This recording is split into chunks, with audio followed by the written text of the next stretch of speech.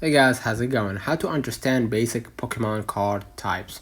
So first of all, go ahead and open up your Pokemon. And basically you have three types of Pokemon card. You have the energy card, right?